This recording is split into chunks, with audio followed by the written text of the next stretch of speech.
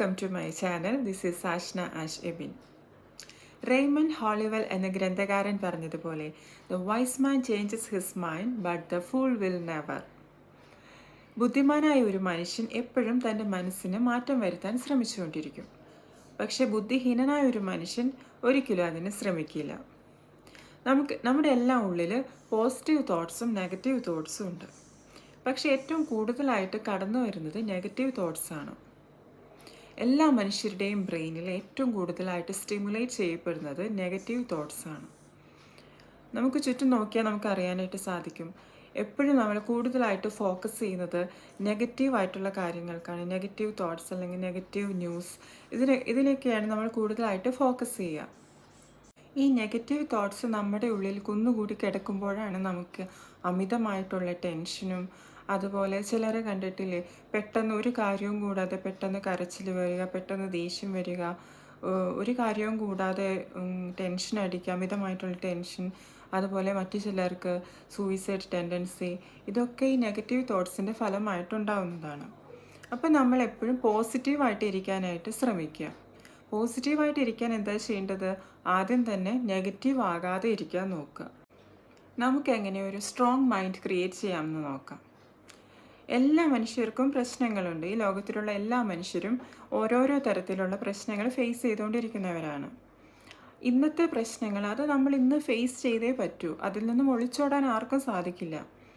കുറച്ച് നാൾ, ഒരു 4-5 വർഷം കഴിയുമ്പോൾ നമ്മൾ അന്ന് അനുഭവിച്ച പ്രശ്നങ്ങൾ, അതായത് ഇന്ന് അനുഭവിച്ചുകൊണ്ടിരിക്കുന്ന ആ പ്രശ്നങ്ങൾ 4-5 വർഷം കഴിയുമ്പോൾ നമുക്ക് തോന്നും അതൊരു പ്രശ്നമേ അല്ല. അന്ന് നമ്മൾ ഓർക്കും, ഇതിനായിരുന്നു ഞാൻ ഇത്രയധികം ടെൻഷൻ അടിച്ചിരുന്നത് എന്നൊക്കെ ഓർക്കും. നമ്മുടെ മനസ്സിന് നമ്മൾ തന്നെ തയ്യാറാക്കി വെക്കണം. നെഗറ്റീവായിട്ടുള്ള കാര്യങ്ങൾ മനസ്സിലേക്ക് കടന്നു വരുമ്പോൾ തന്നെ അത് പോസിറ്റീവായിട്ട് നമ്മൾ തന്നെ വഴിതിരിച്ചു വിടണം. ഇപ്പോൾ നമുക്ക് എന്നെക്കൊണ്ടൊന്നും പറ്റത്തില്ല, എനിക്കതിനുള്ള കഴിവൊന്നുമില്ല, എന്നെക്കൊണ്ട് അത് സാധിക്കുമോ എന്നൊക്കെ ചിന്തകൾ നമ്മുടെ ഉള്ളിലേക്ക് കടന്നു വരാം. അപ്പോൾ തന്നെ നമ്മൾ മനസ്സിനെ പറഞ്ഞ് പഠിപ്പിക്കണം, എന്നെക്കൊണ്ട് അത് സാധിക്കും, എനിക്കത് ചെയ്തു തീർക്കാൻ പറ്റും, എനിക്ക് നല്ല കഴിവുണ്ട്. ഇതൊക്കെ നമ്മുടെ മനസ്സിലേക്ക് നമ്മൾ തന്നെ ആ ഒരു ചിന്ത കടത്തി വിടണം. അപ്പോൾ തന്നെ നമ്മുടെ ഉള്ളിൽ നിന്നും ആ നെഗറ്റീവ് താനെ പുറത്തു പോയിക്കോളും.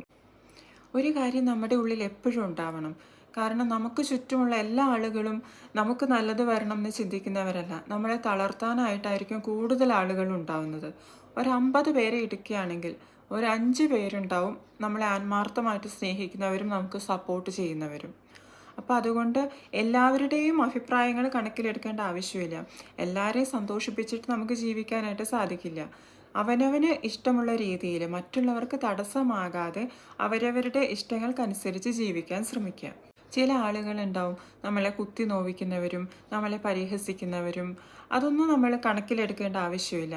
നമുക്ക് ശരിയെന്ന് തോന്നുന്ന കാര്യങ്ങൾ നമുക്ക് അത്രയ്ക്ക് ആത്മാർത്ഥതയുള്ളവരുമായിട്ട് ഷെയർ ചെയ്ത് അവരുടെയും അഭിപ്രായം ചോദിച്ചിട്ട് ആർക്കും തടസ്സമാകാത്ത രീതിയിൽ നമ്മുടേതായ കാര്യങ്ങൾ നമ്മൾ ചെയ്യുക.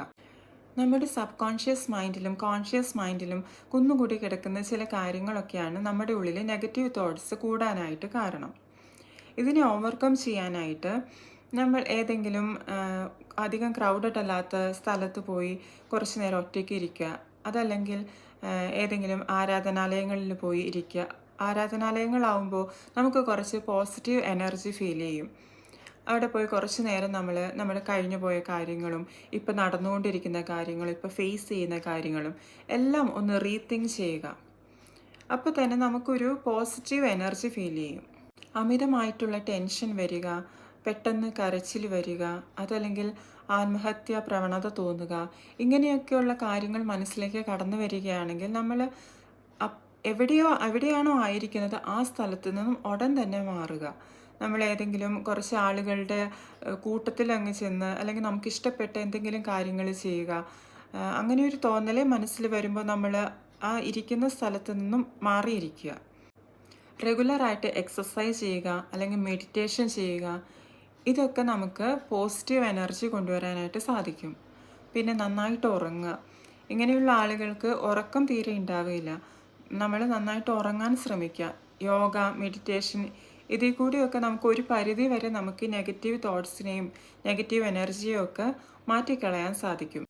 ഈ പറഞ്ഞ കാര്യങ്ങൾ കൊണ്ടൊന്നും തന്നെ നെഗറ്റീവ് ചിന്തകളെ നമുക്ക് മാറ്റിയെടുക്കാൻ സാധിക്കുന്നില്ലെങ്കിൽ ഒരു ഡോക്ടറെ കൺസൾട്ട് ചെയ്യുകയായിരിക്കും ഏറ്റവും നല്ലത്. Thanks for watching my video ഇഷ്ടപ്പെട്ടെങ്കിൽ സബ്സ്ക്രൈബ് ചെയ്ത് സപ്പോർട്ട് ചെയ്യുക.